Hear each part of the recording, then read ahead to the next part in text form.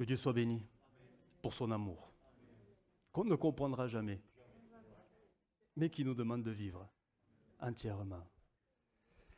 Si vous avez de bonne mémoire, rappelez-vous, le dernier mardi où j'ai apporté la parole, c'était sur ce thème que je vais décliner sur plusieurs mardis au fil du programme. Hein.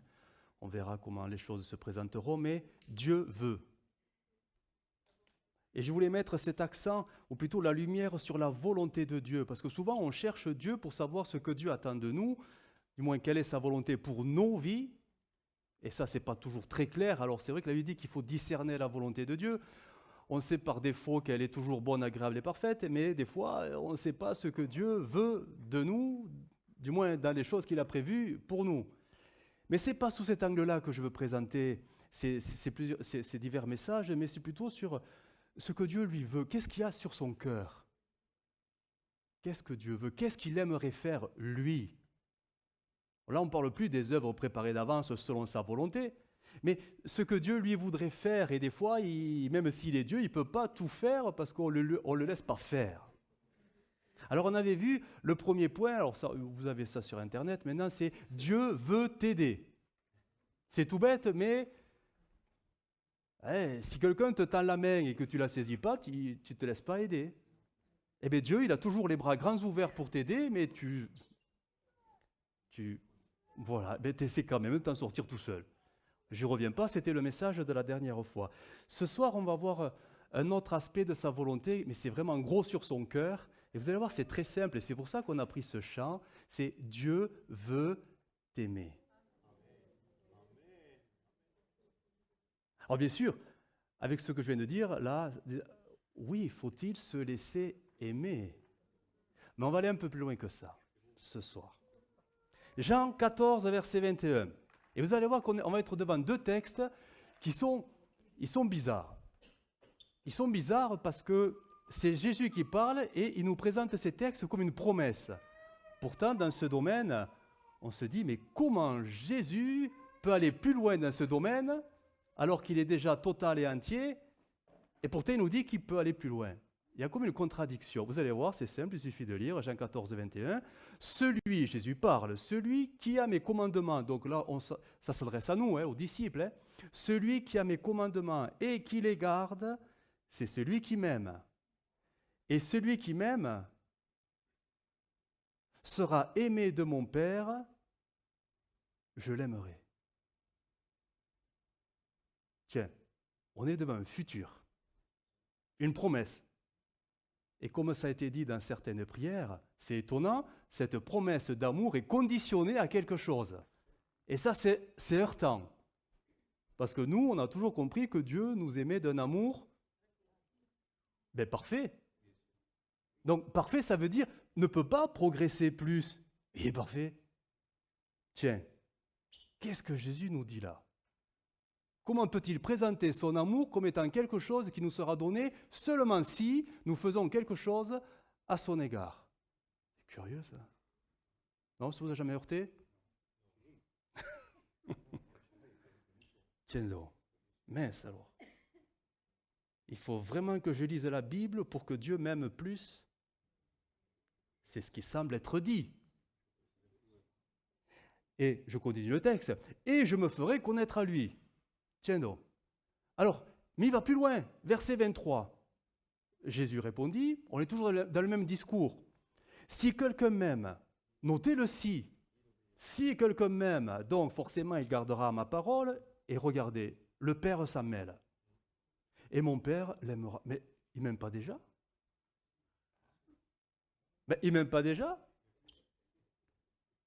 Donc ça veut dire que si je garde sa parole, le Père, mon Père, m'aimera davantage, comme Jésus, mon frère, mon grand frère, m'aimera davantage. Si je suis un bon chrétien, dans le bon sens du terme, ce n'est pas péjoratif, si je suis un bon chrétien, fidèle dans la parole, dans les commandements, son amour pour moi sera plus grand que le chrétien qui, lui, un peu négligent, un peu, vous savez, on les connaît tous, un peu ces chrétiens nonchalants, un peu... Ils viennent à l'église, bref, jamais trop investis, bref, ils sont là, mais ça veut dire que Dieu va m'aimer plus que, j'ose dire, je ne vais pas dire l'autre, ça ne se dit pas, que lui. Oh là, si je rentre dans ce raisonnement, l'amour de Dieu devient méritoire? Oh là là, mais on n'a jamais dit ça, on n'a jamais prêché ça. Aïe, aïe, aïe, aïe, aïe, aïe. Comment donc comprendre le discours de Jésus? Comment bien l'interpréter? Parce qu'on sait très bien que l'amour de Dieu, toute la Bible en parle, mais d'une manière claire, mais il est parfait. Dieu aime tout le monde. Ah oui, la Bible le dit. Et même dit bien que devant Dieu, il n'y a aucun favoritisme. Ah. Aïe. Alors, il y a des textes, hein. 1 Jean 4, 19 nous dit, regardez, il est confondant. Ah non, ah oui, celui-là, oui. Oui, on peut le lire. Oui, je l'avais oublié, oui. Donc, cette vérité que Jésus la souligne, en fait, est déjà dans l'Ancien Testament. Ce n'est pas une nouveauté de Jésus. Dans le Deutéronome, il est dit, et il y a toujours la même condition qui apparaît, si vous écoutez ces ordonnances, si vous les observez et les mettez en pratique, l'Éternel ton Dieu gardera envers toi l'alliance et la miséricorde qu'il a jurée à tes pères. Verset 13, il t'aimera. On parle d'Israël, on parle de l'Ancienne Alliance, on parle de Moïse, on parle de la loi. Mais est-ce que Dieu n'aime pas déjà Israël? Est-ce que Dieu ne l'a pas choisi justement parce que c'est un pays tout faible? Et pourtant, il est dit, ben, si, eh bien je t'aimerai plus. Bénirai, on comprend qu'il y a des bénédictions qui sont conditionnées à notre obéissance. Ça, on le comprend mieux. La bénédiction, elle ne tombe pas comme ça. Mais l'amour de Dieu, n'est-il pas inconditionnel? N'est-il pas universel? Est-ce que Dieu... Alors, je disais, il y a des textes qui nous présentent que l'amour de Dieu, je veux dire, on ne le mérite pas. Regardez, 1 Jean 4, 19. Regardez, on n'a rien fait pour, et le texte nous dit que pourtant, nous l'aimons parce qu'il nous a aimés le premier. On est dans une totale contradiction. Dieu nous a aimés le premier, et c'est pour ça que nous l'aimons. On ne parle même pas d'obéissance à la parole de Dieu, on ne parle pas de serrer sa parole sur nos cœurs pour caler nos vies sur toute sa volonté écrite. On ne parle même pas de ça. Et pourtant, là, il est dit que Dieu nous aime déjà. Et Jésus nous dit que si on fait ce qu'il faut, il nous aimera plus. Donc, on sent qu'il y a un amour à deux niveaux. Ah. Pourtant, Jérémie nous dit, 31, il va s'afficher, nous dit tout le contraire. De loin se montre à moi. Dieu dit, je t'aime d'un amour éternel. C'est-à-dire, éternel, c'est-à-dire qui ne peut pas changer, qui ne peut pas varier. On est devant une contradiction de l'Écriture. Je sais que vous l'avez déjà repéré et que vous attendiez une prédication là-dessus pour vous éclairer. Eh bien, elle est là ce soir. Elle est là ce soir. Alors j'ai réfléchi, mais qu'est-ce qui se passe? Seigneur, tu ne peux pas te contredire. Ta parole, est-ce que l'amour de Dieu aurait deux facettes? C'est quand même difficile à concevoir. Dieu n'est pas, je veux dire, bipolaire. Non, je veux dire, il est amour, point. Il n'y a pas de demi-mesure pour les très bons, les moins bons et les méchants. Dieu aime tout le monde, pareil. Est-ce que Dieu a ses préférés? Oui, c'est chouchou. Vous savez ce qu'on trouve parfois dans les foyers, hein? C'est terrible, hein, cette histoire-là, mais c'est fréquent. Hein? Même dans la Bible, vous savez, cette histoire de... Alors cette famille, elle était un peu bizarre aussi, hein? Mais famille choisie de Dieu. C'est cet homme-là, Isaac. Isaac et Rebecca. Ils avaient 2 fils. Donc ils n'étaient que 4. Ah ben, la famille était quand même bien divisée en 2. Hein? Isaac, il aimait son premier-né. Quoi, son premier-né? C'est difficile à quantifier tout ça. Il aimait Ésaü. Il aimait parce que c'était un chasseur. Il avait un intérêt. Il était toujours dans les champs et il courait après le gibier. Mais c'est qui ramenait le gibier, le bonhomme.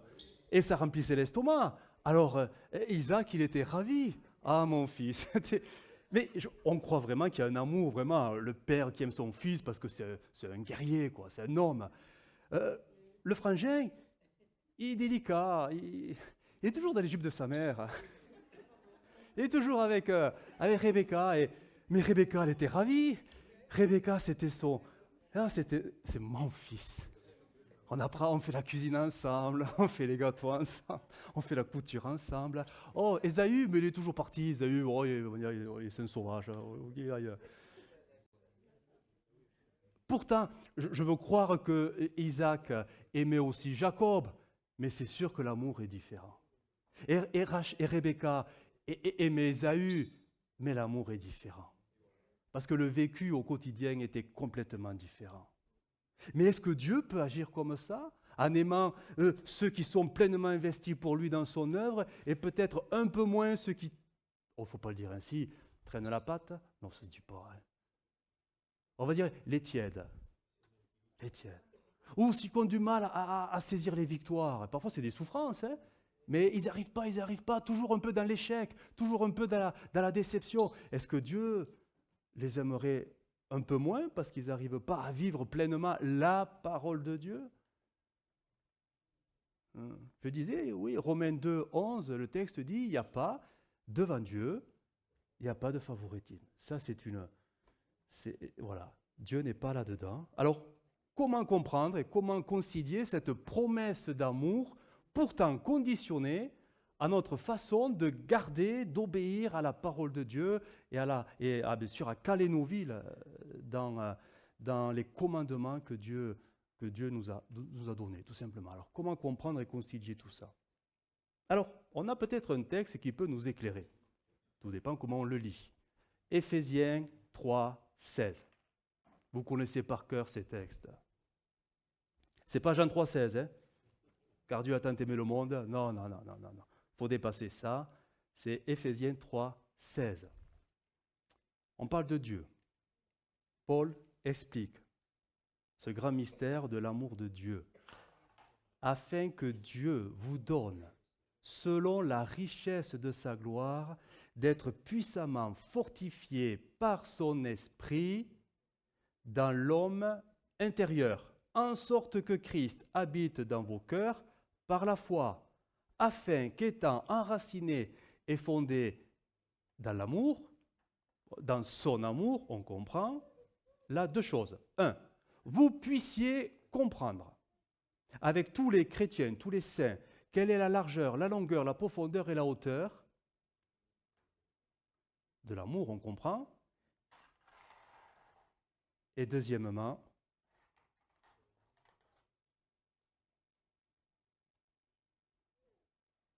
connaître l'amour de Christ. Il parle à des chrétiens qui vivent l'amour de Christ, mais qui sembleraient n'ont pas tout mesuré, profondeur, largeur, hauteur, l'amour de Christ, qui surpasse toute connaissance, en sorte que vous soyez remplis donc, de l'amour jusqu'à toute la plénitude de Dieu. Connaître l'amour de Christ. L'amour de Christ. Alors, ce mot connaître nous renvoie déjà à deux domaines. Le premier domaine, c'est celui qui nous est très familier, cette connaissance, on va dire, très intellectuelle de l'amour de Dieu. Quel chrétien ne sait pas qu'il est aimé de Dieu? On le sait tous, c'est écrit. Et Jean 3,16 revient en boucle souvent, etc. Voilà, on sait que Dieu aime l'Église, que Dieu aime les chrétiens. On le sait, mais on le sait avec la tête. On le sait d'une manière dogmatique, on le sait d'une manière doctrinale, on le sait d'une manière théorique, on le sait d'une manière biblique, parce que la Bible en parle partout. Donc forcément, on a compris que c'est écrit, Dieu est amour. C'est une chose. Sauf que la connaissance peut avoir une autre orientation, qui n'est plus intellectuelle, mais une connaissance qu'on peut qualifier de plus personnelle, émotionnelle, intérieure, cœur, affective. C'est plus le cerveau qui sait, c'est le cœur qui vibre. C'est le cœur qui ressent. Je parle de ce ressenti. Le ressenti. Combien c'est important de sentir l'amour de Dieu. Pas simplement de se savoir aimer, parce que ça nous passe tellement dans le cerveau qu'au bout d'un moment, on est tellement habitué que ça ne nous fait plus rien. Mais ressentir l'amour de Dieu est une connaissance qui, elle, doit sans cesse grandir dans nos vies. Connaître. Vous savez, Ce mot connaître, il est vraiment curieux. Il y a un texte, alors bien sûr, on est dans l'Ancien Testament, on est dans l'Hébreu, mais c'est pareil. Adam connut Ève. Oh, qu'est-ce qu'ils ont fait? Ils ont eu un entretien, ils ont parlé de leur vie. Euh, non, ben, ils ont fait que. Et résultat, j'ai aux conséquences. Résultat, 9 mois plus tard, le bébé est venu. On parle d'une connaissance, mais qui n'a rien à voir avec l'intellect, rien à voir avec le cérébral, l'intimité. L'intimité d'un couple. Je crois que l'apôtre Paul, quand il parlait « et vous connaîtrez l'amour de Christ », il n'est pas sur un niveau intellectuel, doctrinal, cérébral, parce que ça nous dépasse totalement. On ne peut pas réduire Dieu à ce qu'on comprend, mais Dieu veut que notre cœur grandisse dans son amour pour lui. Alors, regardez le verset. Je le relis dans une autre version, c'est la parole vivante. Et là, il apparaît 2 petits mots, que vous puissiez connaître vous-même. C'est ce vous-même. Ça nous renvoie à, pas une prédication d'un pasteur, pas une étude biblique sur le net, pas un bouquin qui vous traite de l'amour de Dieu en 8 points. Non, quelque chose qui est en vous-même. Ah, le cœur. Dieu veut toujours parler au cœur. Et c'est là que le Seigneur veut tout simplement que le ressenti de son amour grandisse de plus en plus. Parce que c'est sûr et évident que le ressenti de l'amour de chacun est totalement différent des uns et des autres. Pourtant, on est tous aimés au même niveau, mais le ressenti, il est incroyablement différent des uns et des autres selon nos circonstances de vie, selon notre parcours, selon notre histoire, selon nos échecs, nos réussites, nos frustrations, nos déceptions, nos bénédictions ou nos catastrophes. Tout est complètement différent parce que c'est dans le cœur que ça se vit maintenant. Ce n'est plus une définition doctrinale biblique, c'est est-ce que mon cœur brûle de l'amour de Dieu? Ouais, ça fait réfléchir parce que quand j'entends le don spirituel lors du jeûne et prière, je me dis, Seigneur, tu nous supportes quand même, notre cœur il brûle même pas pour toi et tu nous supportes quand même. Incroyable, l'amour de Dieu. Mais l'amour de Dieu, lui, il est parfait, mais le nôtre à nous.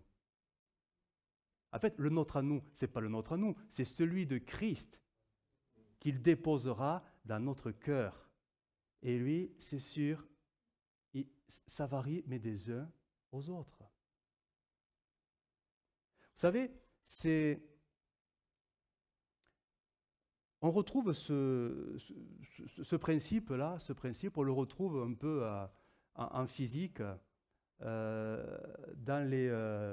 c'est quoi ça s'appelle? En météorologie. Vous suivez la météo un peu, le soir, à 20h30, sur la 1, la 2, ou la 3, et tout, bref. Il existe maintenant des nouvelles données qui sont incorporées dans la météo et qui apparaissent de temps en temps, c'est le ressenti. Vous avez la température dite réelle. C'est une chose. Et elle est juste, elle est fidèle parce que c'est le thermomètre et son mercure, vous savez, monsieur Mercure, là, qui monte et qui descend et qui vous dit, il fera par exemple, 25 degrés, peu importe, 25 degrés. Oui, mais il suffit que les éléments de la nature, les éléments climatiques, alors on parle quoi? On parle du vent, on parle de l'humidité, on parle de ces choses-là, s'installent et prennent place pour que le ressenti, lui, soit totalement différent et on parle de variations et d'écarts parfois de 10 degrés. En plus ou en moins, selon les éléments climatiques. Un 0, vous allez dehors, il fait 0, vous mettez un peu de vent, un vent un peu soutenu, ouais, moins 10. On arrive à des moins 10. Incroyable. Pourtant, il ne fait que 0. Sauf que ton corps, lui, ressent, il fait moins 10. Il fait froid. Mais pour que le ressenti soit fidèlement mesuré, et c'est une valeur maintenant reconnue en météorologie, il faut vraiment que ce ressenti soit pris dans des situations où il n'y ait pas d'obstacle aux éléments climatiques. Vous comprenez ce que je veux dire? En fait, s'il y a une montagne qui empêche le vent de passer, ah ben forcément que le ressenti ne sera pas réellement mesuré, parce qu'il faut que le vent passe pour que le ressenti soit mesuré à sa juste valeur. Et c'est exactement la même chose pour nous. Notre ressenti de l'amour de Dieu, pour qu'il soit réellement fidèle, il faut que mon être intérieur, l'homme intérieur que je suis, soit exposé pleinement à la présence de Dieu. Le problème, c'est que, et ça nous a été dit encore pendant le jeûne et prière, nous sommes de ceux qui nous, sans cesse, nous cachons. Nous avons nos forteresses et on se cache. Qui met l'amour de Dieu dans nos vies? Ça ne vient pas de nous. Ça vient, Romains 5,5 nous dit que l'amour de Dieu, regardez, c'est écrit, l'espérance ne trompe point, parce que l'amour de Dieu est répandu dans nos cœurs par qui? Par le Saint-Esprit qui nous a été donné. Ou, parole vivante traduira, car Dieu nous aime, deuxième phrase, il nous a donné son Saint-Esprit qui a rempli nos cœurs de son amour. Donc, forcé de... Mais on le reconnaît, si j'aime Dieu, c'est parce que c'est le Saint-Esprit qui me remplit de son amour. Et le ressenti que j'aurai de mon Dieu sera proportionnel, oui, immanquablement, à l'action du Saint-Esprit dans ma vie. Sauf que si sans cesse je me cache, sans cesse je me protège dans mes retranchements, mes forteresses, mes barrières, dès que le vent du Saint-Esprit souffle, le ressenti sera totalement faussé et il ne grandira pas. C'est-à-dire que je resterai à ma mesure purement doctrinale. Oui, Dieu m'aime, c'est écrit, point. Mais mon cœur ne vibrera pas parce qu'il ne ressentira pas. Il sait, mais il ne vit pas. Vous voyez? Et ça, c'est triste, hein? Tous les chrétiens dans l'Église savent que Dieu est amour et qu'ils sont aimés de Dieu. Mais tous les chrétiens, est-ce que leur cœur vibre de l'amour de Dieu avec un ressenti, mais presque décuplé, quoi? Décuplé, parce que le vent de l'Esprit passe. Parce que, alors les éléments, on les a. L'eau de la parole, t'asperge complètement. Et quand le vent souffle, là, tu ressens tout l'amour de Dieu.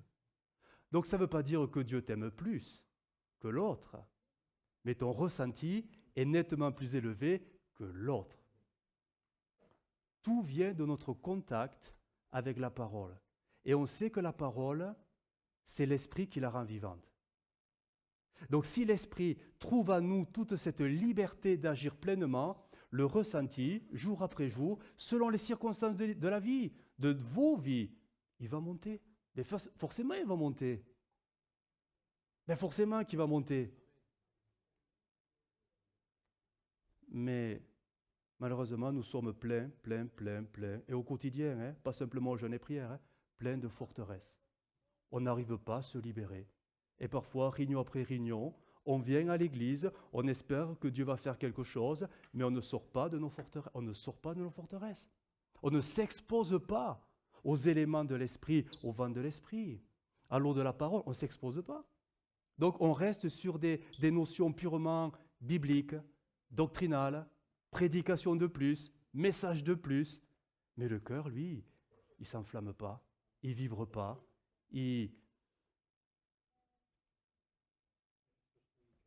Voilà.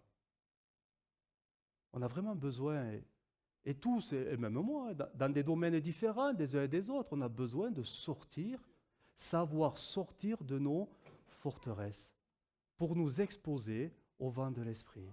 Le Saint-Esprit nous l'a dit, mais sur plusieurs jours, le fait vous savez, ce fameux lâcher-prise, s'abandonner réellement. C'est difficile. Peut-être que c'est plus facile de le vivre à la maison, certainement, parce qu'on est seul. Mais dès qu'on est ensemble, c'est curieux comment on se bloque, on se fige, parce que le regard des autres fait qu'on s'enferme complètement dans sa chambre haute, de peur qu'il se passe quelque chose. Et on se protège de Dieu, en fait. On se protège de l'action du Saint-Esprit. Alors, j'ai relevé très rapidement, vous savez, c'est un peu l'histoire de Adam. Bon, Adam a connu Ève, mais bon, il n'y a pas eu que ça quand même. Hein.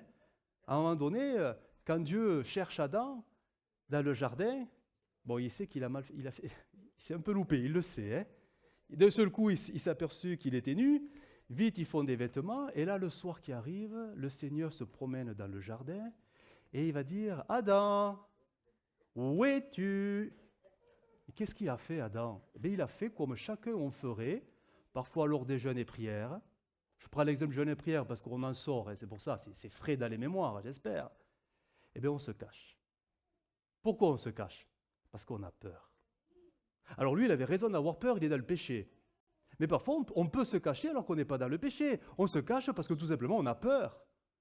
Peur de vivre cette liberté de l'esprit, peur de s'abandonner, peur.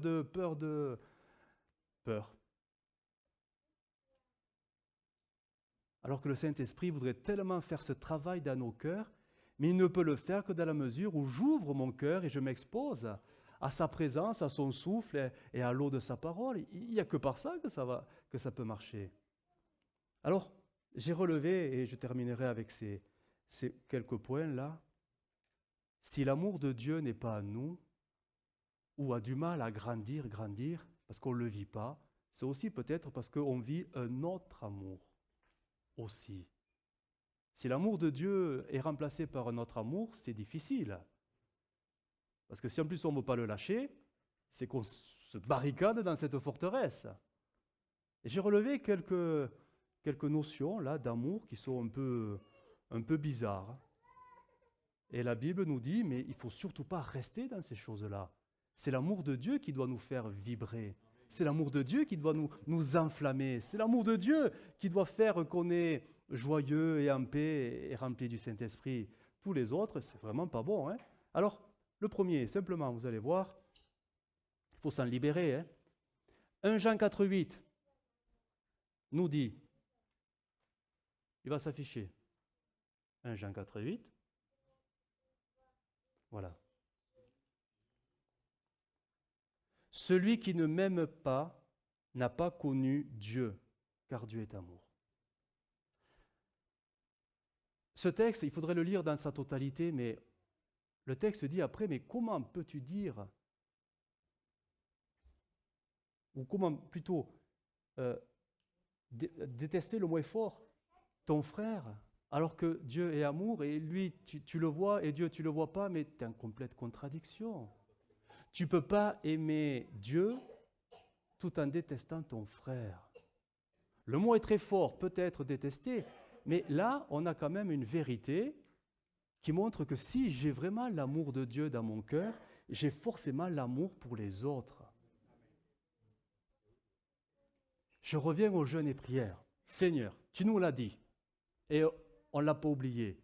Rapprochons-nous les uns des autres. Ça veut dire quoi? Ça veut dire qu'il faut se rapprocher physiquement. Je dois changer ma place et me rapprocher d'une place de mon voisin. Vous avez compris que ce n'était pas ça quand même. Hein?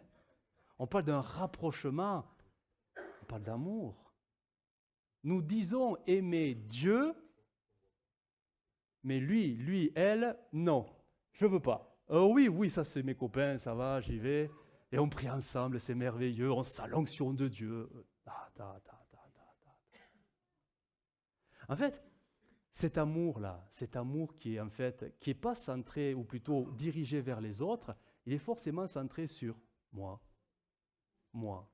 Moi et mes affinités, moi et mes amis, moi et mes copains, moi et c'est pas ça l'amour de Dieu. L'amour de Dieu, quand vraiment l'amour de Dieu te remplit, en fait, tu vois Christ dans tous les autres. Et si tu vois Christ dans tous les autres, ben, tu les aimes. Donc ça veut dire qu'on a tous des forteresses, plus ou moins épaisses, mais des forteresses où, je crois, le Saint-Esprit attend que nous en sortions. Vous savez, je vais donner des noms à ces forteresses. La forteresse de l'indifférence. Moi, je viens à l'église que pour Dieu.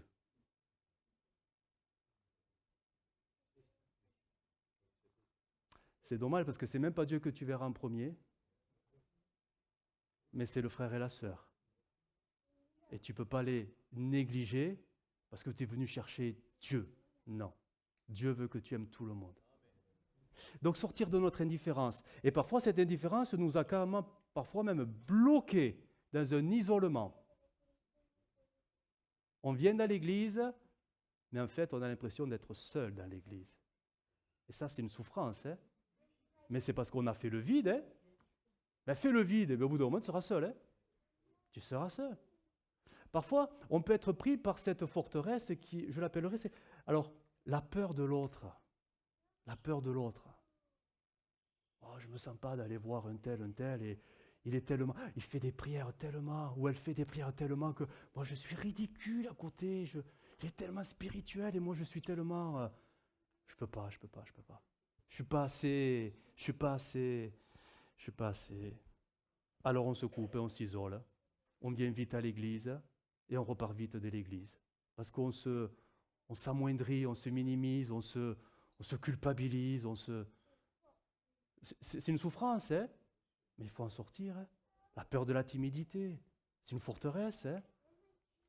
La forteresse parfois je le disais, cet égoïsme, cet égocentrisme centré sur soi, tout simplement. Je viens que pour Dieu. Ou cette forteresse des préjugés. Ah, c'est terrible les préjugés. On ne connaît pas la personne, mais on nous a tellement raconté sur elle que la personne ne veut même pas la voir. C'est terrible, hein? C'est terrible.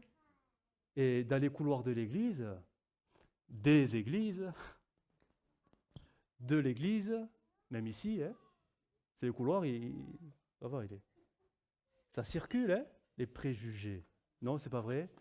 Dites-moi que je me trompe et j'arrête. Je passe à l'autre point. Il y en a des préjugés. Et quand c'est pas ici, c'est à la maison, parce que voilà, on racontait les choses après au téléphone ou à la maison. Mais au final, qu'est-ce qui se passe? L'amour de Dieu pour les autres, à nous, il s'éteint. Ouais, mais je ne peux pas avoir l'amour de Dieu et en même temps ne pas avoir l'amour pour les autres. C'est pas possible. Si j'ai l'un, j'ai l'autre. Un deuxième point, une autre forme d'amour, qui là aussi, il faut en sortir, il n'est pas bien. Jacques 4,4 nous dit, adultères que vous êtes, ne savez-vous pas que l'amour du monde, et il parle des enfants de Dieu. Comment peux-tu dire aimer Dieu tout en aimant le monde? Mais ce n'est pas possible, ce n'est pas compatible. Alors toi, peut-être, tu te dis d'aimer Dieu, mais je te garantis que cet amour que tu as dans ton cœur, ce n'est pas l'amour du Saint-Esprit qui remplit ton cœur de l'amour de Dieu. Certainement pas. Il y a une incompatibilité totale. Et là, on a besoin de sortir de cette forteresse, le monde. On peut avoir de grosses forteresses à ce niveau-là, hein? Ne serait-ce que la mentalité du monde. C'est à nous, hein? C'est des forteresses, c'est enraciné à nous, mais si on n'en sort pas, si vous agissez, si vous pensez, si vous vous comportez, si vous parlez comme le monde, et l'amour de Dieu n'est pas en vous, mais c'est pas possible. C'est pas possible. L'action de l'esprit ne peut pas se mélanger avec cet amour bizarre du monde, parce que la Bible nous dit mais qu'il faut renoncer à tout ça. Presque le rejeter avec dégoût. L'amour du monde ne peut... Il est dit que celui donc qui veut être ami du monde sera de facto ennemi de Dieu. C'est pas possible. C'est pas possible. Un troisième, auquel on ne peut pas se livrer, c'est un amour.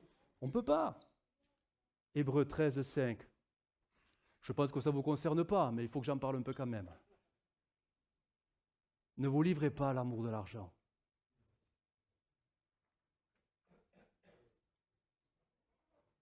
Aïe.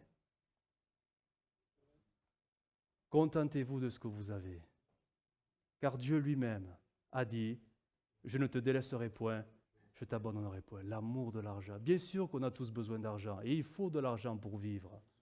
Et quand l'argent devient le maître, quand l'argent devient le maître de nos vies, quand cet amour de l'argent devient une forteresse, ça prend des proportions qui n'est plus le reflet de l'amour de Dieu. Je vais rentrer dans les détails. Hein, ça. Oui, me semble-t-il. Vous savez, l'amour de l'argent vous fera toujours tomber dans le compromis. Si vous aimez l'argent, par définition, vous voulez le garder. Ah oui. Et le premier lésé dans l'histoire sera forcément le Seigneur.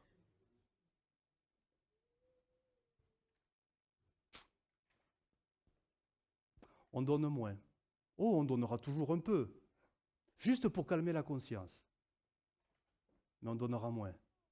Parce que, quand même, j'ai travaillé dur pour l'avoir, j'ai quand même le droit de me faire plaisir un peu. Et le pasteur avait son Dimus là. Il nous saoule, hein? Non mais c'est pas vrai? Allez, médite-le. Eh. Ouais.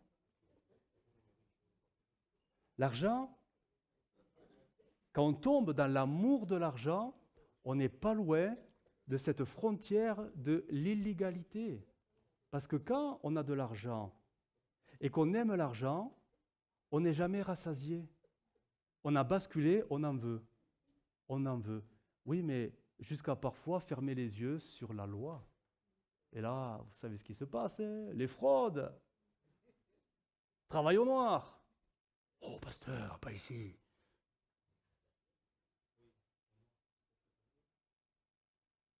Mais si, tout ça, ça existe même dans le peuple de Dieu.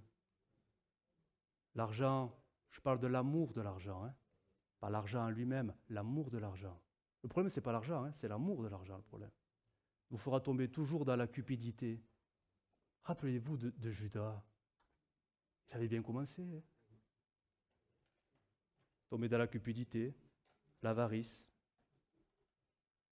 l'amour de l'argent. Tu ne peux pas avoir l'amour de l'argent et l'amour de Dieu en même temps. Ce n'est pas possible. Tu peux pas aimer, Jésus l'a dit, tu ne peux pas avoir deux maîtres, Mammon et le Seigneur. Tu ne peux pas. C'est pas possible. À un moment donné, il faut sortir de cette forteresse. Parce qu'en fait, toutes ces forteresses, elles nous détruisent, elles nous étouffent à un moment donné. On est tellement enfermé pour se protéger que ça devient un piège qui se referme et on meurt spirituellement. Et un dernier amour, mais qui est vraiment bizarre. Jean 5, 39. C'est Jésus qui reprenait les religieux. Vous sondez les Écritures parce que vous pensez avoir en elles la vie éternelle. C'est une bonne chose, hein, jusqu'ici c'est bien. Ce sont elles qui rendent témoignage de moi. Et il continue, et vous ne voulez pas venir à moi pour avoir la vie. Vous avez le nez plongé dans la Bible, mais ma personne, non, ça ne va pas. Et là, il termine le constat. Mais je sais. Mais je sais que vous n'avez point en vous l'amour de Dieu. Vous aimez les Écritures, vous sondez les Écritures, vous cherchez la vie éternelle, mais vous me négligez totalement, physiquement, la personne de Jésus. Et le Seigneur dira, c'est parce qu'en fait, dans votre cœur, il n'y a pas l'amour de Dieu. Il y a tout simplement ce que nous pouvons avoir les uns et les autres, la religiosité, le légalisme. Le légalisme. Quand l'amour de Dieu n'est plus là, mais que je sers toujours sa parole parce que je sais qu'il y a la vie éternelle dedans, et que la parole et les commandements deviennent plus importants que mon cœur qui doit vibrer pour celui qui m'a toujours aimé, c'est bien la preuve que je suis devenu un religieux légaliste. Et ça, c'est terrible, hein, parce qu'il y en a dans les assemblées. Leurs cœurs sont secs. Je reprends les images des dons spirituels, des vases en or, tellement beaux à l'extérieur, mais remplis de poussière. Ça ne sert à rien. Ça ne sert à rien. Combien de chrétiens n'ont plus ce cœur qui vibre pour Jésus, mais pourtant ils seront fidèles dans l'Écriture, mais dans le mauvais sens du terme, pour l'appliquer d'une manière un peu parfois sèche, stricte, sans amour, sans grâce. La parole, les commandements, c'est comme une épée et on tranche tout. Des légalistes. Jusqu'à s'imposer parfois un légalisme sur soi. Alors le cœur, lui, il est éteint, hein, mais on s'impose une certaine forme de formalisme. C'est plus important, le plus important, le paraître, alors qu'on est complètement éteint. Alors je ne crois pas que c'était que du temps de Jésus, malheureusement. Il y en a même dans nos assemblées, et même au milieu de nous, il y en a malheureusement. Vous voyez, et certainement qu'il y en aurait d'autres, mais ces formes ces formes d'amour-là, c'est sec. L'amour de Dieu, lui, il est différent. Et il donne la vie. Mais cet amour, l'amour de Dieu, et je termine, il n'y a que le Saint-Esprit qui peut le donner. Mais il ne peut le donner qu'à ceux qui vont tout simplement comprendre, réaliser qu'ils sont dans des forteresses et qu'il faut maintenant sortir pour s'exposer à son vent. Tant qu'il n'y a pas cette prise de conscience, de repentance, ben le Saint-Esprit, il ne te forcera pas. Hein. Les dons étaient là pendant le jeûne et prière. Les invitations étaient là à sortir, à s'abandonner, à vivre les choses comme autrefois. Tout était là. Certains se sont libérés. Certains se sont crispés, endurcis. Mais si on ne marche pas dans l'amour du Seigneur, mais c'est quoi notre marche au final? De quelle nature est notre marche si elle n'est pas animée de l'amour du Seigneur? Je terminerai avec 3 textes. Vont s'afficher, c'est ma conclusion. L'apôtre Paul dira « Marchez dans l'amour ». Voilà. On comprend que c'est l'amour de Christ. Hein. Si tu n'es pas dans cet amour de Christ, tu es en train de te tromper de chemin. Tu es sur un chemin parallèle. Tu n'es pas sur le bon. Marchez dans l'amour de Christ, à l'exemple de Christ qui nous a aimés et qui s'est livré lui-même à Dieu pour nous comme une offrande et un sacrifice de bonne odeur. Marchez dans l'amour. Déjà, est-ce que là, on peut se dire, là, dans son cœur, répondez pas, c'est très personnel ce que je demande, mais est-ce que tu marches dans l'amour? Honnêtement. Est-ce que tu le ressens, cet amour, dans ta marche? Est-ce que tu as le ressenti de cet amour dans ta marche? Jude nous dit, verset 21, « Maintenez-vous ». C'est pas simple. En fait, c'est s'exposer toujours au Saint-Esprit, c'est laisser le Saint-Esprit sans cesse nous renouveler, c'est ça. En fait, c'est que ça. Mais c'est compliqué parfois, quand on est enfermé dans des forteresses. Tu ne peux pas le vivre. Maintenez-vous dans l'amour de Dieu, en attendant que notre Seigneur Jésus-Christ, dans sa bonté, vous accorde la vie éternelle. Donc, marcher et se maintenir. C'est la marche chrétienne de tous les jours. Hein. Il n'y a rien d'exceptionnel. De nous-mêmes, on ne peut pas. Mais le Saint-Esprit, à nous, peut le faire. Parce que c'est lui qui déverse l'amour de Dieu dans nos cœurs et dans nos vies. Et je termine avec ce dernier texte qui pourrait être la prière de ce soir. Certainement, que le Seigneur dirige vos cœurs. C'est étonnant comment c'est écrit. Que le Seigneur dirige vos cœurs. J'ose dire entre parenthèses, peut-être enfermés dans une forteresse, maintenant qu'il les dirige à sortir pour aller vers l'amour de Dieu. Que le Saint-Esprit te prenne par la main pour sortir de ta forteresse, pour aller vers l'amour de Dieu et la patience de Christ. C'est un chemin, c'est une direction. Ça ne tombe pas comme ça. C'est un chemin où on grandit, où le ressenti grandit. Et plus tu t'exposes, plus le ressenti sera fort. Dieu t'aimera pas plus ni moins, mais toi, tu te sentiras aimé beaucoup plus, parce que tu seras en train de vivre ce qu'il a toujours préparé pour toi. Et quand on sait que l'on fait et que l'on vit ce que Dieu a préparé, mais en fait, on a comme une sorte de grosse approbation sur nos vies, mais on se sent tout bien, tout drôle, comme mes enfants disent, tout chaud dans le cœur. Mais c'est vrai, tout chaud dans le cœur, parce que tu sais que tu vis ce que Dieu te tend. Mais quand tu ne le vis pas, et que tu sais que tu ne le vis pas, tu le vis très mal. Ça alourdit ta marche, et tu es dans ta prison, tu es dans ta forteresse, et là tu te nourris d'amour différent. Sec. On va fermer nos yeux, on va prier. Seigneur, nous te bénissons. Parce que ton amour à nos égards, il est parfait. Mais c'est vrai que notre ressenti de ton amour, et tu as promis qu'il pouvait augmenter. Tu nous as montré qu'il pouvait augmenter selon notre marche. Seigneur, nous te prions. Oui, Seigneur, de diriger nos cœurs hors de nos forteresses, parce qu'on en a tous. Des forteresses, bien sûr, différentes, variées, selon nos vies, Seigneur, qui sont bien différentes des uns et des autres. Mais Seigneur, tu nous l'as dit pendant ce jeûne et prière, que nous devions nous libérer nous sortir de ces prisons, sortir de ces forteresses, de ces résistances, de ces blocages, afin de nous exposer, afin de lâcher prise, afin de laisser le vent de l'Esprit nous saisir, nous envelopper et ressentir enfin cet amour enfin renouvelé et rafraîchi.